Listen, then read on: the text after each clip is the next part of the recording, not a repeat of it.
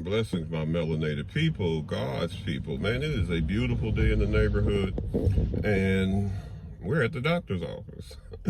I told you on the last video I was suffering a little bit, so we're at the doctor's office today.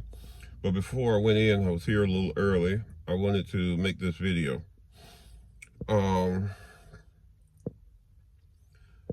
Everybody's talking about Joe Biden pardoning his son. Some people say it's cool, some people say it's not. But one thing I've not seen people speak on, and I'm sure that this needs to be said. What about Marcellus Williams' family? The guy in Missouri that was murdered by the state. Everybody knew of his innocence. You know, even the district attorney didn't want him killed because because the district attorney's office knew that he was innocent. And how does you think that family feels? You know, because that's what's got me angry. That's what's got me mad. That's what's got me sad. Is that Joe Biden could have stepped in and pardoned this man. He could have called the governor and urged the governor to give him a stay until he had time to look into it. But the truth is that pardons are only for the rich and wealthy, pretty much. Maybe every now and then one of us might benefit from it. But it's really for the rich and wealthy. Marcellus Williams' life could have been saved by Joe Biden, but instead he saved his son and then gave him 11 years of clearance. So the pardon goes back 11 years. Anything he did in the past 11 years, he cannot be prosecuted forever. And Marcellus Williams had to go to the chair and die. And I hope I'm getting his name right, because like I said, I'm just doing this video on the fly. If not, I'll put it in the captions. No disrespect intended to him or to his family. But the disrespect to his family was done by Joe Biden. It's utterly disrespectful.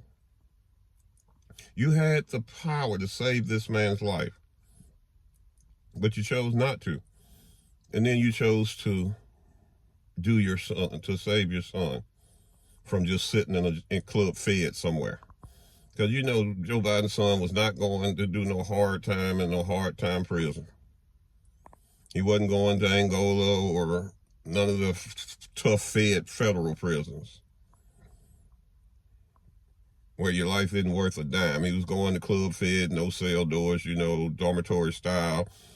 Everybody's just chilling out, watching. You got your television in your own room, whatever you can afford in your room.